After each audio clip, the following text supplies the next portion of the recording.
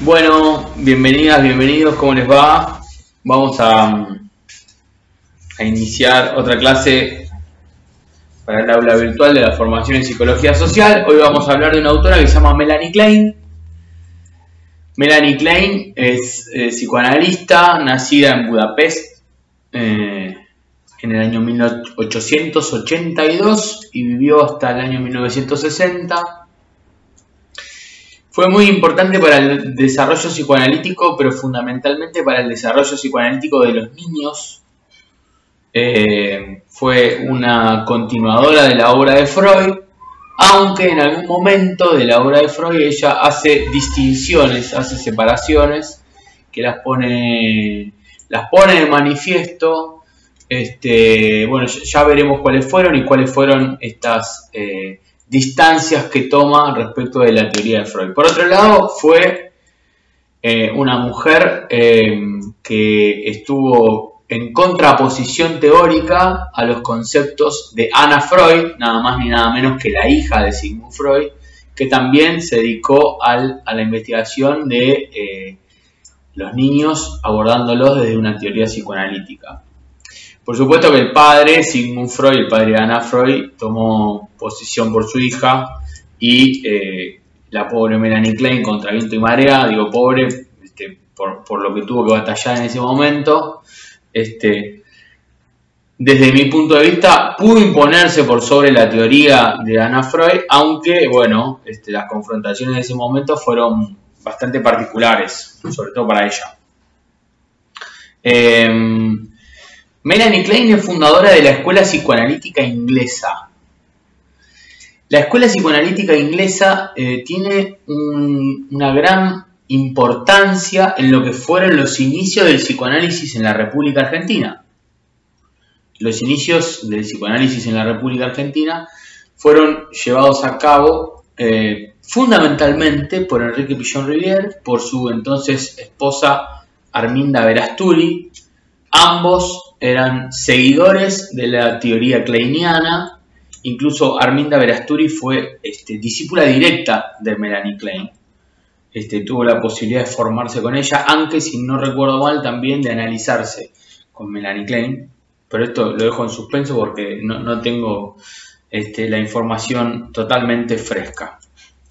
Les decía que fue Melanie Klein la fundadora de la Escuela Inglesa de Psicoanálisis. Escuela que tuvo un gran desarrollo en la República Argentina con esos analistas kleinianos, los pioneros del psicoanálisis en la Argentina, los que se comienzan a desarrollar en la APA, en la Asociación de Psicoanalistas de la República Argentina, y cuyo referente en aquel momento fue, entre otros, Enrique Pillon Rivière, también José Blecher, Lieberman, etc. Es una corriente que la inglesa, que va a tener su contraposición con el posterior auge de la corriente francesa de psicoanálisis, corriente que lleva el estandarte de Lacan y posteriormente de Miller como los mentores de toda esta corriente, ¿no? Si bien Melanie Klein corresponde a la teoría de Melanie Klein corresponde a la Escuela Psicoanalítica Inglesa, desarrollada fundamentalmente por ella, nosotros vamos a ver en la formación de psicología social lo que sería la corriente psicoanalítica francesa, ¿sí? Sobre todo con la articulación Freud-Lacan que vamos a ver más adelante, pero Pillon Rivière toma la teoría que vamos a desarrollar en la clase de hoy para poder mostrar una parte muy importante del acontecer en los grupos.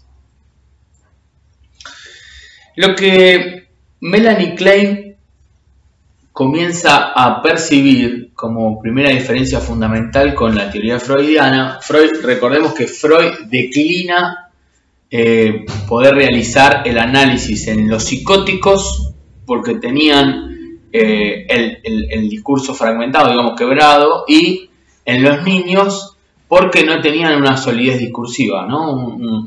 No puede hacer pie ahí desde la teoría Freud, entonces declina la posibilidad de realizar un análisis con ellos. Entonces Melanie Klein lo que empieza a observar en el análisis con los niños es que el juego, la situación, la cuestión lúdica, vendría a ser a los niños lo que la asociación libre es en el psicoanálisis a los adultos. Entonces, a partir de esto, ella toma al juego en los niños, inicia sus experiencias con sus propios hijos, pero toma esta parte del trabajo con los niños, el juego concretamente, con lo que sería la asociación libre en el análisis o en el psicoanálisis con los adultos. Lo primero que va a decir Melanie Klein es que se diferencia de la teoría freudiana porque ella encuentra que los sujetos tenemos un psiquismo primitivo. Concretamente dice que hay un yo embrionario, una parte del psiquismo del sujeto, que aún no lo es, del niño, que se desarrolla antes de que el bebé nazca, digamos, ¿no? Entonces este psiquismo primitivo le permite abrevar a lo que posteriormente va a ser la teoría kleiniana de las posiciones. Y justamente esto de las posiciones diferencia a Freud de Klein, o a Klein de Freud, porque habla ella de posiciones y no de etapas. Freud habla de etapa anal, etapa oral, ¿no? Las diferentes etapas, que las vamos a ver más adelante. Mientras que estas etapas o fases que menciona Freud son en Melanie Klein posiciones. Y esa es la parte fundamental de la teoría que vamos a ver hoy, ¿no? Melanie Klein dice que hay dos posiciones: la posición esquizoparanoide y la posición depresiva. Estamos siempre hablando de bebés, ¿verdad? Bebés. La etapa esquizoparanoide, Melanie Klein la ubica entre del cuarto al sexto mes de vida, y la depresiva del sexto mes al 12º mes o al año del bebé. Y es ahí en donde ella comienza a hacer un desarrollo de lo que posteriormente Pillon-Rivière va a tomar para el análisis de los grupos.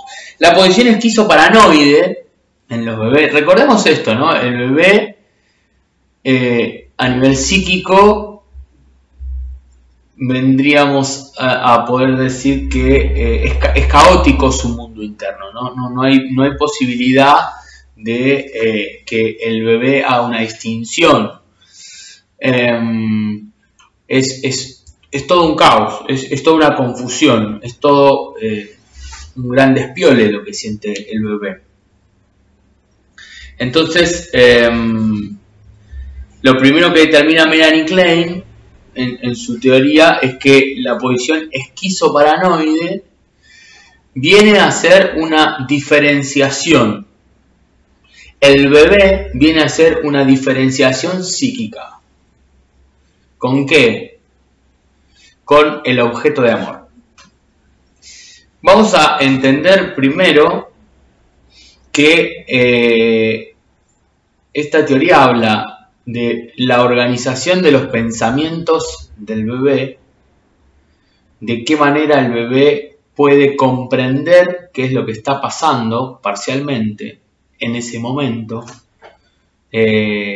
cómo puede organizar esto psíquicamente y cómo puede expulsar lo que le resulta amenazante.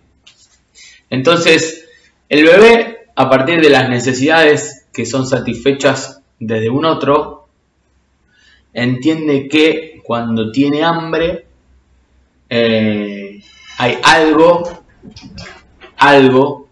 una entidad externa que lo satisface.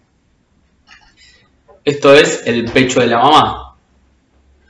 Entonces ese pecho que lo satisface le produce gratificación, le produce buenas sensaciones, le produce buenas experiencias.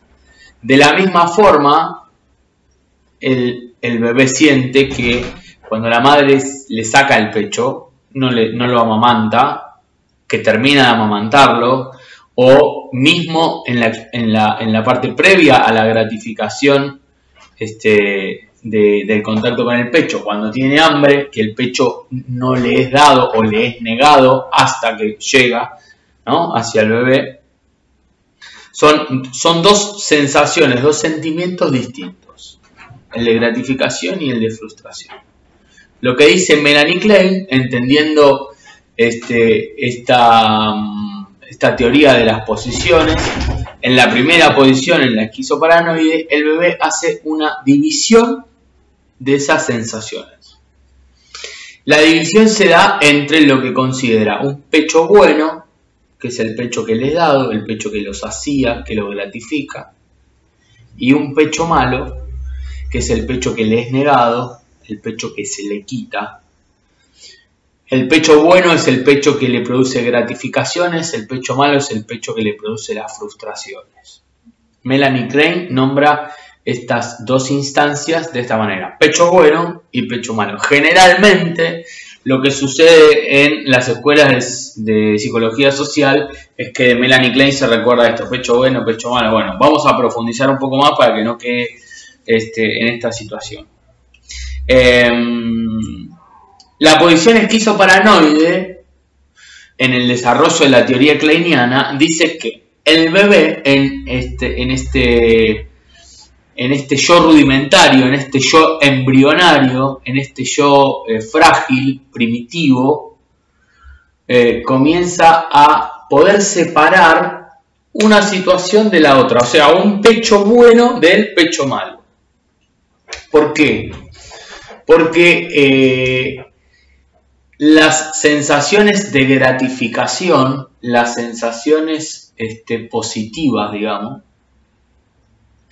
pueden ser depositadas en lo que es el pecho bueno, mientras que todas las amenazas, mientras que todos los lugares de hostilidad, todos los miedos que pueden llegar a aparecer, son proyectados, o sea, el mecanismo de proyección es lo que funciona en este caso, según Melanie Klein, en el pecho malo.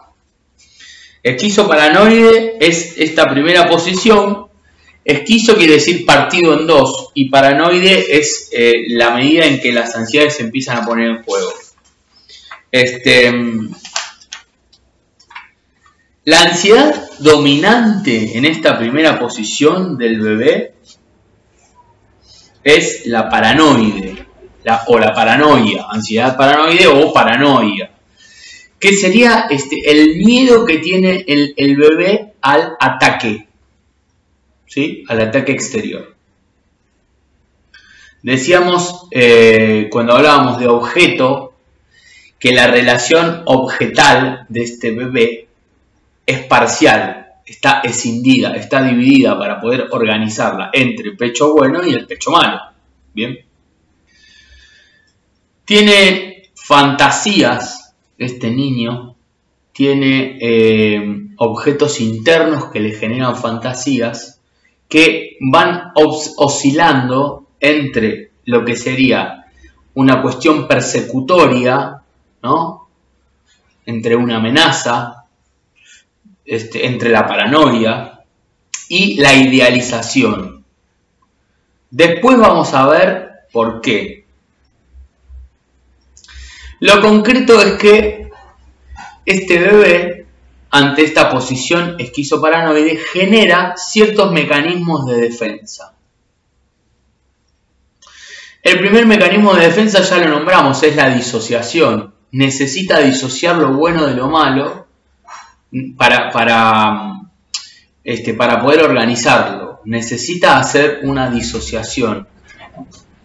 Lo bueno y lo malo, lo hostil y lo agradable. El segundo mecanismo de defensa de este niño vendría a ser la proyección y la introyección. Proyectar algo es eyectarlo, expulsarlo. La proyección de los sentimientos de hostilidad, la proyección de lo negativo, la proyección de estas fantasías de persecución, el bebé las hace hacia el objeto malo, hacia el pecho malo, digamos, ¿no?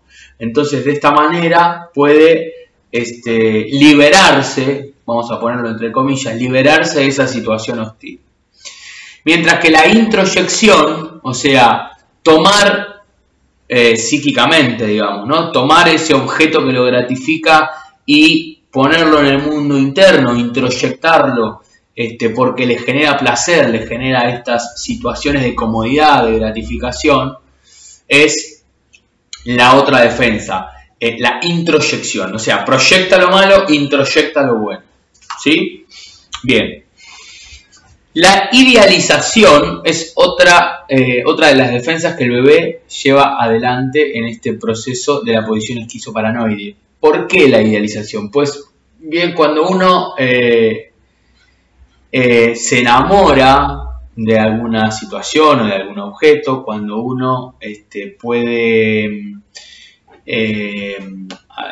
amar mucho a un objeto, necesita de esa idealización. La idealización es poner todos los aspectos positivos propios en ese objeto y sentir que en la medida de que estemos cerca de ese objeto, nada nos va a pasar o vamos a estar como liberados de alguna manera.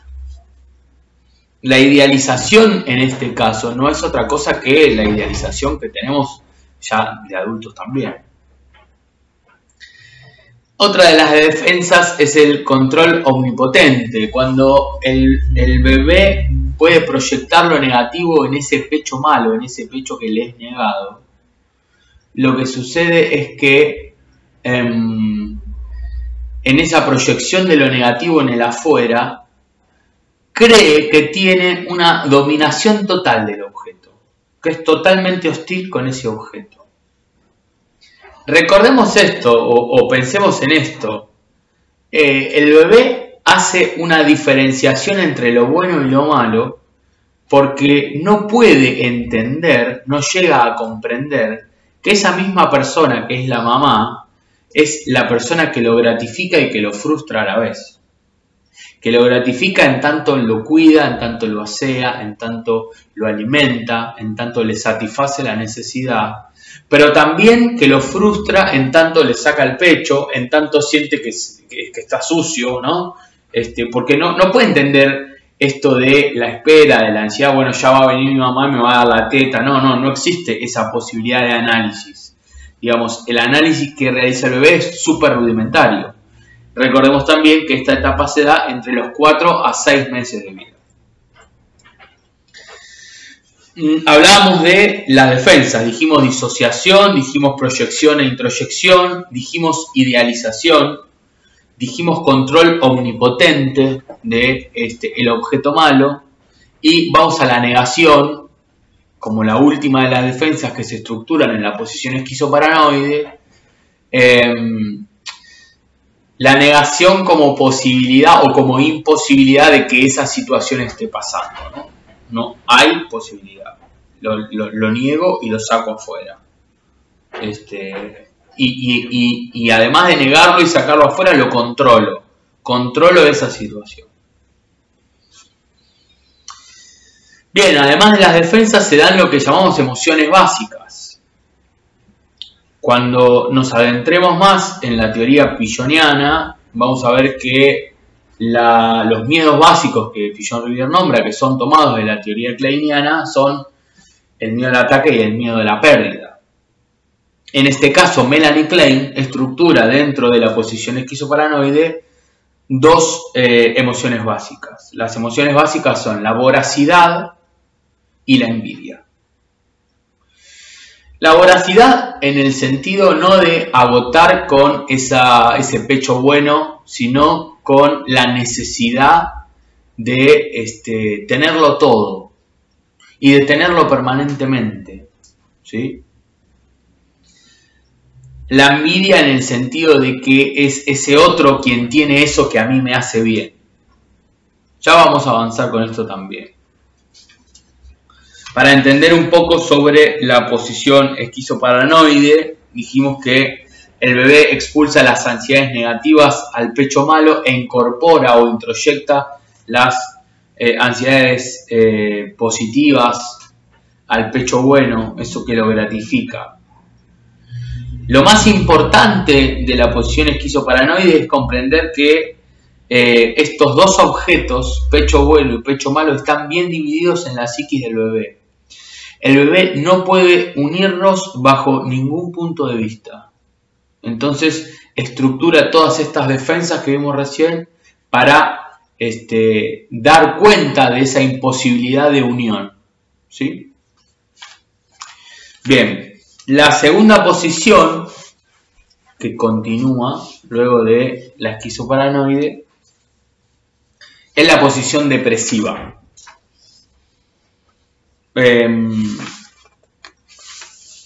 La posición depresiva se da entre los 6 meses del bebé a los 12, al año. Hay una ansiedad particular que domina toda la escena y que tiene que ver con el miedo a la pérdida. El bebé siente miedo de que esa situación gratificante lo abandone. Por eso, en esta etapa depresiva, en lo popular, digamos, se dice que el bebé a los 8 meses le agarra como esta angustia, la angustia de los 8 meses, ¿no? Bueno, tiene que ver con esto, con esta posición también. El bebé se angustia, de la única manera que no se angustia es estando con la mamá. Si no, ve a un extraño y llora, o ve incluso mismo gente de su propio entorno y llora, o si la mamá se va y no la ve, llora y se angustia. La angustia de los 8 meses, que le llaman comúnmente o habitualmente, tiene que ver con esta posición depresiva en el bebé, porque tiene miedo a la pérdida de ese pecho que lo gratifica, de esa instancia gratificante. Digamos que la relación de objeto, que en la posición esquizoparanoide se daba desde una parcialidad entre el pecho bueno y el pecho malo, en la posición depresiva se da totalizante. Se da la relación de objeto total. El bebé comprende que es la madre y es esa misma madre la que tenía el pecho bueno y el pecho malo. El bebé entiende a partir de esta etapa que es la madre la que posee estas dos instancias que antes tenía dividida. Entonces se genera lo que Pillon-Rivière denomina en el proceso grupal un conflicto de ambivalencia. En el bebé se deprime, digámoslo así, en términos psicoanalíticos, porque siente miedo, culpa, frustración de haber odiado, cuando hablábamos del pecho malo, que es el objetivo o el objeto de todas las proyecciones negativas del bebé, y esto en la posición depresiva lo que le influye, o en realidad no es influye la palabra, lo que le produce al bebé es un sentimiento de culpa, un sentimiento de tristeza, un sentimiento negativo, pero a su vez, como pudo ser una unión de ese objeto, también siente que ese objeto al que atacó y al que quiso destruir en algún momento es el mismo que lo gratifica. Entonces, esta ambivalencia, ¿no? Estar en medio de dos situaciones. Los objetos internos que siente el bebé o las fantasías son las de destrucción. Esto mismo que decíamos. El sentimiento de haber podido destruir a este objeto que lo gratifica en definitiva, ¿no? Porque lo que termina prevaleciendo por sobre el otro es el pecho bueno. Lo que se decodifica de esto es que el bebé logra comprender que es mayor lo bueno, lo positivo que tiene todo este objeto que lo negativo. En cuanto a las defensas que genera el bebé en esta posición, en la posición depresiva, son similares a las defensas que se generaron en la posición esquizoparanoide, aunque no contiene la de disociación. Sí la de negación, porque la defensa en este caso es no poder comprender o tratar de negar que él antes, en la posición anterior, quiso destruir a este objeto que entiende que hoy es el mismo que lo gratifica. La idealización, el control omnipotente también, pero con la particularidad de querer generar, producto de la culpa, una reparación maníaca de toda la situación. Inhibe la agresión completamente, hasta que se produce la situación de duelo en el bebé, que probablemente tenga esta ligación con la angustia del octavo mes y demás. Las emociones básicas que produce esta posición depresiva son la soledad, la tristeza, la nostalgia, esto que decíamos, ¿no? El sentimiento de culpa, y genera mucho dolor en el niño, en el bebé.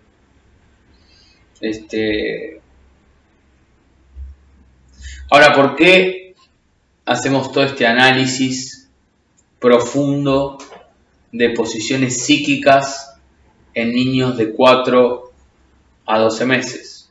¿Por qué nosotros estamos trabajando en psicología social como futuros coordinadores del grupo de personas mayores, probablemente? ¿Por qué estamos trabajando esta parte del psicoanálisis tan profunda y tan arcaica, digamos, ¿no? Hablando no en cuestiones de tiempo lineal, sino en cuestiones de arcaico por lo infantil del análisis, ¿no? O sea, por los destinatarios infantiles.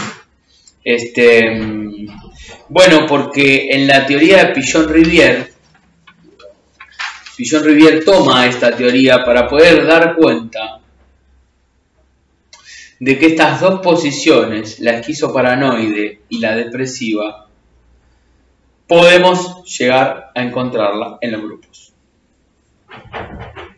Melanie Klein, al hablar de posiciones, lo que dice es que, si bien el primer registro de estas posiciones se encuentra en los bebés, intentando dar una respuesta a lo que posteriormente sería el niño, en lo que ella va a analizar, estas posiciones, dice, se van a poder sostener hasta la adultez de las personas. Incluso pueden producirse este tipo de situaciones en adultos. Entonces, Pigeon-Rivière toma de esta teoría y dice, bueno, probablemente los grupos transiten por estas dos posiciones. Posiciones esquizoparanoide y depresiva. Posición esquizoparanoide cuando un grupo hace una división porque tiene miedo a ser atacado por el exterior, hace una división de lo que sería lo bueno de lo malo y proyecta en el afuera todo lo malo. Este grupo es el mejor, este grupo es el que nos alimenta permanentemente, necesitamos de este grupo, los de afuera son todos malos. Incluso se puede ver esta teoría también reflejada en lo que sucede en los momentos de guerra, ¿no? El enemigo está afuera, hay que encontrar un enemigo en el afuera, un enemigo externo. Es ese el que nos hace peligrar a nuestra nación. Los grupos sienten una amenaza de ataque cuando un agente externo llega a ese grupo que ya está constituido o que está en proceso de constituirse. Cuando un grupo cambia de coordinador, por ejemplo, hay situaciones que se generan producto de ansiedades básicas que empiezan a recorrer los grupos y que se ponen de manifiesto, ¿no? Son amenazas las que siente el grupo. Entonces es necesario hacer esta división, esta escisión entre lo bueno y lo malo, el afuera y el adentro. Las fantasías de los grupos pueden darse en esto, ¿no? En lo que decíamos de las fantasías de la posición esquizoparanoide, lo persecutorio en el afuera y lo ideal en el adentro. Introyectamos lo ideal, el grupo nuestro es el mejor grupo, es el grupo que va a poder con todo, es el grupo que me va a poder ayudar a mí, por ejemplo. También los mecanismos de defensa se dan en los grupos. El poder de esta disociación que hablábamos, con la proyección y la introyección, la idealización del propio grupo como un objeto amado, el control omnipotente en el afuera, ¿no? Nadie va a entrar a este grupo, y la negación de lo que pueda llegar a estar pasando dentro del grupo también. Y en relación, por ejemplo, a las emociones básicas que se ven en la posición esquizoparanoide, un grupo es voraz cuando pide y demanda a la coordinación sobre teorías, sobre fechas, horas, días de clase, material teórico, ¿no? El grupo demanda vorazmente, no para matar al coordinador porque lo necesita, pero sí porque quiere exprimir la mayor cantidad de saber, vamos a suponer, o vamos a llamarle así, de esa situación, ¿no? Digamos, esta teoría nos sirve para poder también leer alguna parte del acontecer grupal. El grupo vuelve a ser depresivo o se vuelve depresivo cuando comprende que lo que antes era una disociación, era un grupo bueno y en el afuera estaba todo lo malo, cuando comprende el grupo que también es parte del afuera, ¿no? Bueno, empiezan a generarse este tipo de conflictos y este tipo de sensaciones. Es muy interesante la teoría kleiniana, como les decía, nosotros no vamos a ver en profundidad la escuela psicoanalítica inglesa porque, bueno, quizá apuntemos la formación a lo que es el psicoanálisis de la escuela francesa, el psicoanálisis puntualmente lacaniano, por supuesto, sin en ningún momento dejar de lado toda la teoría freudiana, que es la teoría en la que se basa absolutamente todas las escuelas y todas las corrientes psicoanalíticas. Lo más importante, el entender de la teoría de Melanie Klein, es esto, ¿no? Que los grupos pueden estructurarse en ambas posiciones, en una y en otra, pueden ir y volver de una a otra posición, y que esto a nosotros como profesionales de la psicología social nos sirve para poder hacer una lectura correcta de lo que pasa en los grupos. Por hoy, Melanie Klein hasta acá, no vamos a profundizar más, vamos a dejarlo para evaluarlo, para analizarlo, digamos, en el grupo operativo de esta semana. Les dejo un abrazo a todos y a todas.